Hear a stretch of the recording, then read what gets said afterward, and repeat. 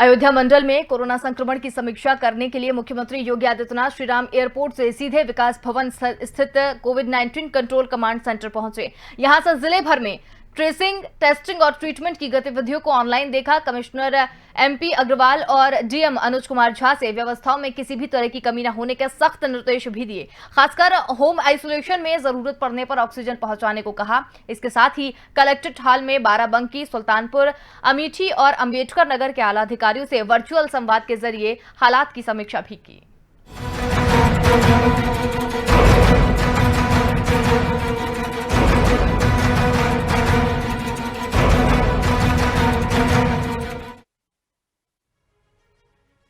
अयोध्या मंडल में कोरोना संक्रमण की समीक्षा करने मुख्यमंत्री योगी आदित्यनाथ श्रीराम एयरपोर्ट से सीधे विकास भवन स्थित कोविड-19 कंट्रोल कमांड सेंटर पहुंचे, जहां से जिले भर में ट्रेसिंग, टेस्टिंग और ट्रीटमेंट की गतिविधियों को ऑनलाइन देखा।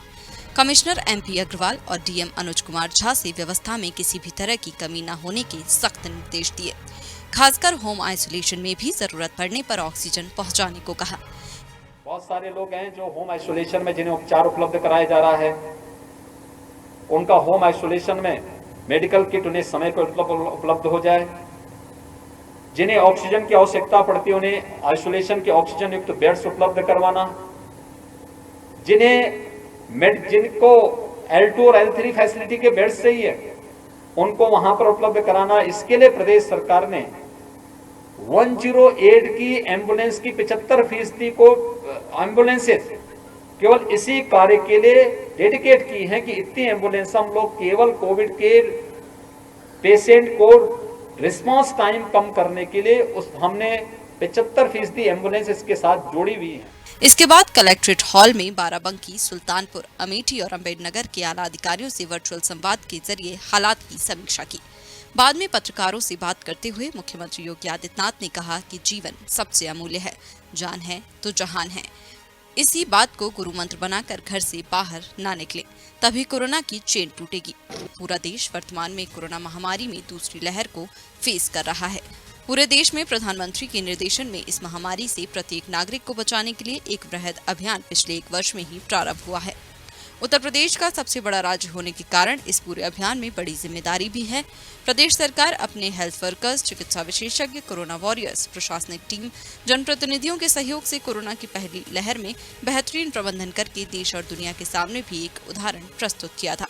दूसरी लहर ने अचानक प्रदेश के सामने एक चुनौती प्रस्तुत की। वर्तमान में स्थिति नियंत्रण में है। सबके सहयोग से फर्स्ट वेव में उत्तर प्रदेश ने बेहतरीन प्रबंधन करके देश के सामने भी और दुनिया के सामने भी एक उदाहरण प्रस्तुत किया था। सेकेंड वेव ने अचानक पूरे देश और प्रदेश के सामने भी एक चुनौती प्रस्तुत की। वर्तमान में हम इस सेकेंड वेव को फेस कर रहे हैं। स्थिति वर्तमान में नियंत्रण में है। मुख्यमंत्री योगी आदित्यनाथ ने कहा कि 10 दिनों में प्रदेश के अंदर कोरोना के एक्टिव केस 81,000 कम हुए हैं। दूसरी लहर में 30 अप्रैल को सर्वाधिक 3,10,000 एक्टिव केस थे। आज सुबह के जो आंकड़े हैं उनके अनुसार वर्तमान में उत्तर प्रदेश में 2,25,000 एक्टिव केस हैं।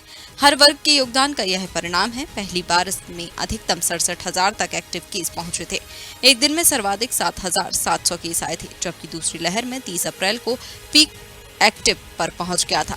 24 अप्रैल को एक दिन में सर्वाधिक 38,055 केस आए। आज यह संख्या घटकर 21,000 पहुंच गई है। सेकेंड वेव में जो पीक पहुंचा था वह 30 अप्रैल था, उसमें 3,10,000 एक्टिव केस आए थे। आप अनुमान कर लीजिए 67,000 से कई गुना ज्यादा 3,10,000 तक पहुंची संख्या। और एक दिन में सर्वाधिक केस आए थे वह आए थे 24 अप्रैल को। यह संख्या थी 38,055 की। आज 38,000 से घटते घटते ये संख्या आज जो प्रदेश के अंदर जो सबसे यानी कोविड पॉजिटिव के जो केस आए हैं पूरे प्रदेश के अंदर वह 21,000 आए हैं। यानी 38,000 से घटते घटते हम 21,000 पर पहुंचे हैं। साथ ही आपको ये भी बताते चलें, PM care fund, CM care fund, स्वास्थ्य विभाग, चिकित्सा शिक्षा विभाग, सीएसआर व प्रदेश के गन्ना विभाग द्वारा हर जनपद में एक प्लांट लगाने की तैयारी चल रही है। अयोध्या मंडल को एक अभियान के साथ लिया गया है। इसके साथ साथ प्रत्येक जनपद को ऑक्सीजन कंसंट्रेटर उपलब्ध कराए गए हैं। हर एक जनपद को उसकी आवश्यकता अनुसार कंसंट्रेटर उपलब्ध कराए गए हैं और भी उपलब्ध कराने की कार्रवाई हो रही है। सीएसआर से और प्रदेश के गन्ना विभाग के द्वारा भी हर एक जनपद में एक एक ऑक्सीजन प्लांट लगाने की कार्रवाई चल रही है। अयोध्या मंडल में भी इसको बहुत एक अभियान के साथ इस कार्यक्रम को लिया गया है। इसके साथ साथ हम लोगों ने प्रत्येक जनपद को ऑक्सीजन कंसंट्रेटर भी उपलब्ध कराए हैं। ये एटमॉस्फेयर से ही ऑक्सीजन लेता है, इसके लिए अलग से लिक्विड ऑक्सीजन की आवश्यकता नहीं होती। हर एक जनपद को उसकी आवश्यकता के अनुरूप पहले चरण में उपलब्ध कराए गए हैं और भी उपलब्ध कराने की कार्रवाई हो रही है। लेकिन एक चुनौती थी, उसको भी यहां पर उस रूप में प्रस्तुत करने का प्रयास किया गया।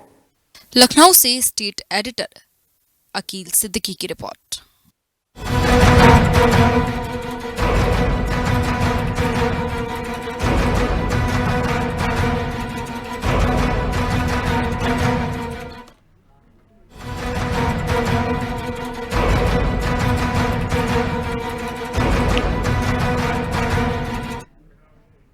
चलिए अब आपको सीधे लिए चलते हैं उत्तर प्रदेश, जहां पर रक्षा मंत्री राजनाथ सिंह वहां पर पहुंचे हैं। इसके साथ ही वहां पर मुख्यमंत्री योगी आदित्यनाथ भी पहुंचे हैं। कोविड केयर सेंटर के निरीक्षण के लिए वहां पर पहुंचे हैं।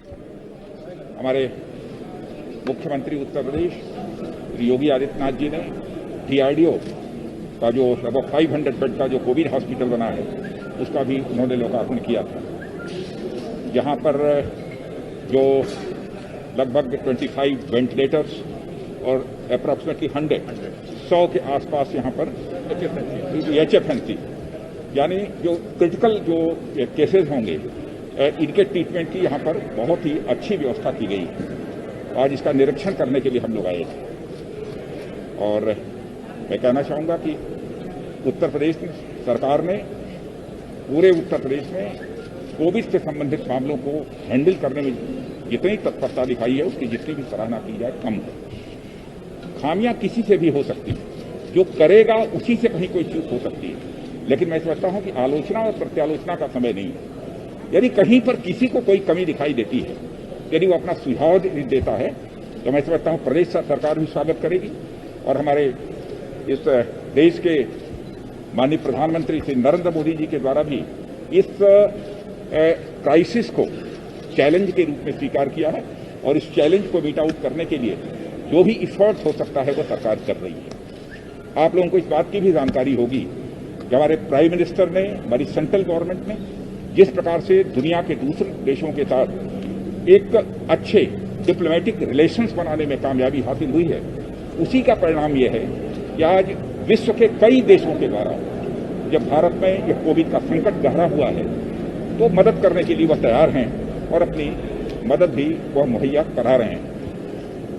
तो आज के इस अवसर पर इससे ज़्यादा कुछ न कहते हुए कोविड कोरोना जिसे कहते हैं बोलचाल की भाषा में, उसके कारण जो जाने गई हैं उनके परिवार के प्रति भी मैं अपनी संवेदना व्यक्त करता हूँ। सर, प्रदेश सरकार जिस तरह से काम कर रही है, देखा जा रहा है कि 29,000 अभी केसेस जो हैं वो लोग रिकवर करके अपने घर पहुंचे। लगातार एक अच्छा प्रयास देखने को मिला प्रदेश सरकार का स्वास्थ्य विभाग। मैं आप लोगों को बतलाना चाहूँगा कि शायद आज की न्यूज़ पता नहीं आप लोगों ने देखी है कि नहीं देखी है, उत्तर प्रदेश सरकार के कामकाज की सराहना वर्ल्ड हेल्थ ऑर्गेनाइजेशन ने भी किया।